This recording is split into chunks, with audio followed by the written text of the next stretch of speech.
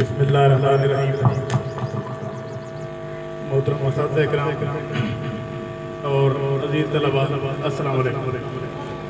سب سے پہلے میں اسکول انتظامیہ کا انتہائی شکر گزار ہوں کہ جنہوں نے ان پرمسرت لمحات میں ہمیں یہاں مل بیٹھنے کا موقع عطا کیا اور آپ سے ہم کلام ہونے کا شرف پہنچا۔ تو اس اسکول میں اتنا شاندار پروگرام دیکھ کے بہت خوشی ہو رہی ہے اور اس کے لیے پورا اسٹاف مبارکباد کا مستحق ہے۔ تو ایک دفعہ آپ اس اسکول کے اسٹاف کے لیے جن کی کاوشوں سے یہ آج کا پروگرام منعقد ہو رہا ہے بھرپور کلیپنگ کرتے ہیں اسٹاف کے۔ عزیز طلباء، سب سے پہلے آپ نے یہ بات یاد رکھنی ہے کہ کوئی بھی انسان نالائق نہیں ہوتا۔ یہ ہمارے ذہن میں تھوڑا سا ایک غلط خیال راسخ ہو چکا ہے کہ فلاں لائق ہے اور فلاں نالائق ہے۔ کوئی بھی انسان نالائق نہیں ہوتا، کیونکہ اللہ تعالیٰ نے انسان کو پیدا کیا ہے اور اللہ تعالیٰ نے فرمایا ہے لَقَدْ خَلَقْنَا الْإِنسَانَ فِي أَحْسَنِ تَقْوِيمٍ، ہم نے انسان کو بہترین طریقے سے پیدا کیا اور اپنے بارے میں فرمایا احسن الخالقین، کہ میں سب سے بہترین پیدا کرنے والا ہوں، سب سے بہترین خالق۔ تو پھر سوچنے کی بات یہ ہے کہ یہ نالائق کہاں سے آ گیا؟ کوئی بھی انسان نالائق نہیں ہوتا، فرق صرف سوچ کا ہوتا ہے۔ جس کی سوچ مثبت، جس کو جوش آ گیا وہ لائق، اور جو مثبت سوچ نہ رکھتا ہو، کام چوری کرتا ہو، وہ پیچھے رہ جاتا ہے۔ نالائق کوئی بھی نہیں ہوتا، یہ آپ نے یاد رکھنا ہے۔ کل ہمارے اسکول میں ایک پروگرام ہوا تھا اسلامی پبلک سیکنڈری اسکول میں، تو وہاں ڈاکٹر حنیف نیازی صاحب تشریف لائے تھے اور وہ اپنی کہانی شیئر کر رہے تھے۔ کہانی ان کی کچھ یوں ہے کہ میٹرک میں وہ فیل ہو گئے تھے، 10ویں کلاس سے فیل ہو گئے تھے اور اس کے بعد وہ ٹریکٹر چلاتے رہے، مزدوری کرتے رہے، درخت کاٹتے رہے اور چوکیدارہ کرتے رہے۔ اس کے بعد انہیں ایک ٹیچر ملے جنہوں نے ان کی حوصلہ افزائی کی اور دوبارہ ان کو لائن پہ لائے۔ کل وہ اپنی سٹوری سنا رہے تھے کہ میرے بارے میں مشہور تھا کہ یہ بالکل لوفر اور لفنگس ہے، کوئی ویلیو نہیں تھی، کسی موقع پہ مجھے بلایا نہیں جاتا تھا، اتنا میں بدنام تھا۔ لیکن ایک ٹیچر انہیں ملے اور ان ٹیچر نے ان کی زندگی بدل دی۔ ٹیچر نے ان کی حوصلہ افزائی کی اور انہوں نے کم بیک کیا، شاندار نمبروں سے میٹرک کی اور اس کے بعد آپ یہ سن کے حیران ہوں گے FSC اور اس کے بعد MBBS ڈاکٹر بننے میں کامیاب ہو گئے ڈاکٹر حنیف نیازی صاحب۔ تو کہنے کا مقصد یہ ہے اگر انسان کرنے پہ آ جائے تو بہت زیادہ طاقت دی ہے اللہ تعالیٰ نے انسان کو، اور کوئی چیز بھی ناممکن نہیں ہے۔ بس فرق یہ ہے کہ ہمیں اپنی سوچ بدلنی ہے، جو جوش کے ساتھ، مثبت سوچ کے ساتھ آگے بڑھنے کا عزم کر لے، دنیا کی کوئی طاقت اس کا راستہ نہیں روک سکتی، وہ اپنی منزل پہ پہنچ کے ہی رہتا ہے۔ تو سب سے پہلا کام جو ہم نے کرنا ہے وہ اپنی سوچ کو مثبت بنانا ہے اور یہ بات اپنے ذہن میں بٹھانی ہے، اپنے بارے میں یہ تصور کرنا ہے کہ میں لائق ہوں اور میں انشاءاللہ کر سکتا ہوں، اور پھر ہوگی رہے گا۔ اصل مسئلہ یہ ہوتا ہے کہ ہم اپنے آپ کو نالائق، کمزور اور کمزور سمجھنے لگتے ہیں۔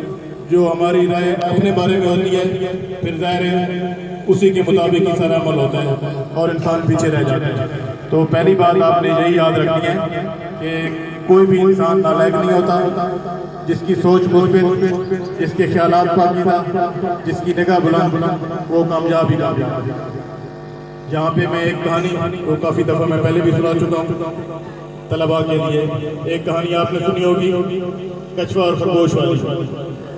اس کے پہلا جو نتیجہ ہے وہ آپ سب جانتے ہیں، کتابوں میں پڑھ چکے ہیں۔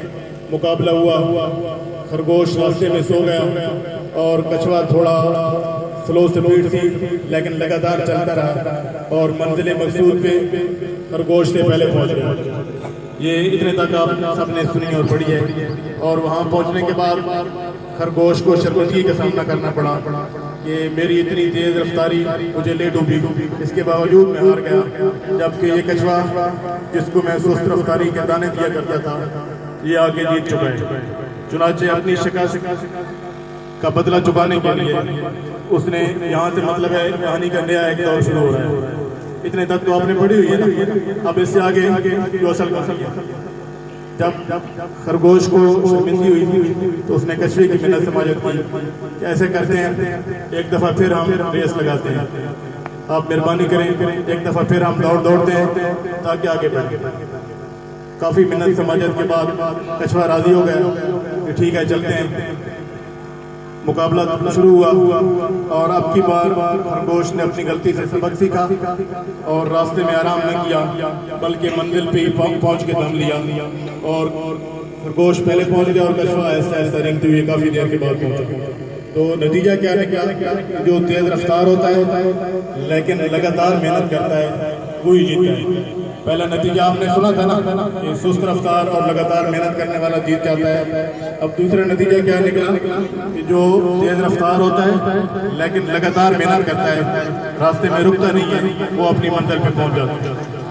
اب کی بار شکست پہ کچھوا پھر پریشان ہو گیا کہ یہ تو میری جو بنی بنائی بات تھی ساری بگڑ گئی, جو میری کامیابی کے چرچے تھے جنگل میں وہ سارے ختم ہو گئے. اب پھر میں ہارا ہوا کچھوا ہوں. تو اب کچھوے نے منت سماجت شروع کر دی خرگوش کی کہ آئیں ایک دفعہ پھر دوڑتے ہیں. کافی منت سماجت کے بعد خرگوش راضی ہو گیا, ٹھیک ہے. اور اب کی بار شرط میں ایک تھوڑی سی تبدیلی کی گئی.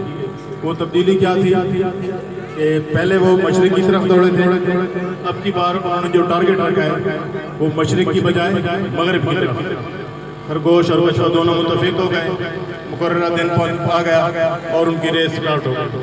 اب کیا ہوا کہ خرگوش اسی طرح تیز رفتاری سے بھاگا اور 2-3 کلومیٹر چلنے کے بعد اس نے دیکھا اور دیکھتے ہی حیران اور پریشان ہو گیا کہ آگے دریا آ گیا.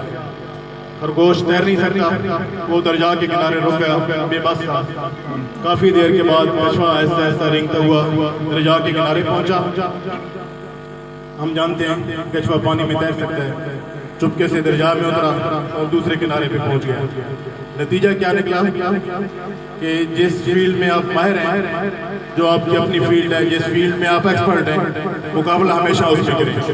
کیونکہ خرگوش نے غلطی کی تھی, دوڑنے میں تو وہ ماہر تھا لیکن تیرنے میں ماہر نہیں تھا, تو راستے میں رک گیا اور منزل تک نہ پہنچ سکا. تو تیسرے نتیجہ کیا نکلا کہ جس فیلڈ میں آپ ماہر ہیں آپ ہمیشہ اس فیلڈ میں مقابلہ کریں. کیونکہ اللہ تعالیٰ نے انسان کو جو خوبیاں دی ہیں وہ ایک فیلڈ میں اسپیشلسٹ ہوتا ہے انسان, کسی نہ کسی شعبے میں. ہر فیلڈ میں ہر انسان اسپیشلسٹ نہیں ہو سکتا, کسی نہ کسی فیلڈ میں وہ ماہر ہوتا ہے, لازمی ماہر ہوتا ہے. کیونکہ اللہ تعالیٰ نے انسان کو فضول پیدا نہیں کیا. اب اس شکست کے بعد خرگوش پھر پریشان ہے, یہ پھر مسئلہ بن گیا اور اچھی بھلی جو میری بات بنی ہوئی تھی اب سب میرے کیے کرائے پہ پانی پھر گیا. اب پھر میں ہارا ہوا. اب کیا ہوا, کچھ دن پھر وہ منت سماجت کرتا رہا کچھوے کی, یہاں ایک دفعہ پھر دوڑتے ہیں. کافی منت سماجت کے بعد راضی ہو گیا کچھوا, چلے ٹھیک ہے ہم دوڑتے ہیں.